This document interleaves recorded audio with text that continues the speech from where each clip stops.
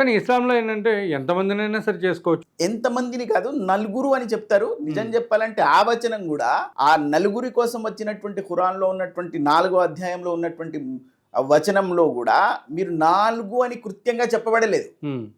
మీరు అనాథ బాలికలను న్యాయం చేయలేము అని భావిస్తే వాళ్ళలోంచి అందమైనటువంటి వాళ్లను ఇద్దరిద్దరిని ముగ్గురిని నలుగురిని ఎన్నుకొని వివాహం చేసుకోండి అని చెప్పాడు. అంటే నిజం చెప్పాలంటే ఆ లెక్క ప్రకారం ఎంతమంది అవుద్ది? 9 నుంచి 99 అవుద్ది.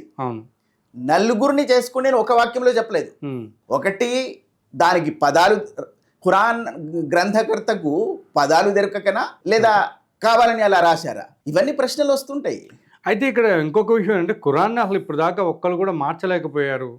ఎందుకంటే అందుకే అది చాలా పవిత్రమైన గ్రంథం అని మాట్లాడుతున్నారు. అదెంతవరకు రైట్ అంటారు? నిజం చెప్పాలంటే ఖురాన్లో ఒక ప్రశ్న ఉంది.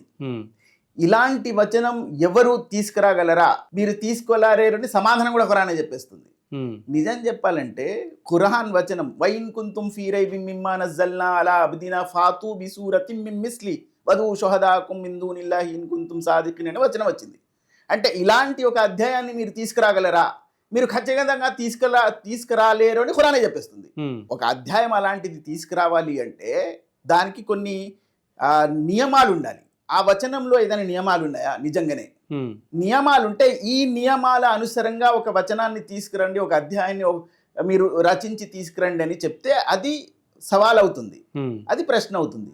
కానీ ఆ వచనానికి అలాంటి ప్రత్యేకతలు ఏమీ లేవు. మరి ఎలాంటి ఉదాహరణకు చెప్పాలంటే మన దగ్గర కాళిదాస్ మహాకవి, ఆయన రాసినటువంటి కొన్ని శ్లోకాలు కంకాకరేవ పుషి కంకాళ రక్త పుషి కంకాది పక్షి విషయే తంకామనామయసి కింకారణం హృదయ పంకారి మేహి గిరిజాం శంకాశిల నిశిత టంకాయమాన పద సంకాశమాన సుమను, ఇలాంటి వచనాలు ఆయన రాశారు. ఒక అక్షరాన్ని కా అన్న అక్షరాన్ని తీసుకుంటే అది 3 సార్లు అదే ఒక లైన్లో 3 సార్లు రిపీట్ అవుతుంది. రైట్. ఇప్పుడు ఆయన ఛాలెంజ్ చేయొచ్చు, ఒక అక్షరాన్ని 3 సార్లు రిపీట్ చేసి ఒక శ్లోకాన్ని తీసుకురా అని. ఇది ఛాలెంజ్ అవుతుంది. దానికి ఒక సిద్ధాంతం ఉంటుంది. మరి ఖురాన్ వచనాలకు అలాంటి ఏ లక్షణాలు లేవు. ఏ లక్షణాలు లేకుండానే ఇలాంటి వచనాలు మీరు తీసుకురండి అంటే ఏది తీసుకొచ్చినా ఇలాంటిది కాదనే చెప్పొచ్చు. ఎవరు ఇప్పుడు అరబ్బీలో దానికంటే గొప్పగా వేలాది ఖురాన్ వచనాలు లాంటి వచనాలు రాశారు చాలా మంది. కానీ ఇస్లాం విశ్వాసుల్లో ఉన్న సాధారణ విశ్వాసులకు ఇవన్నీ తెలియవు.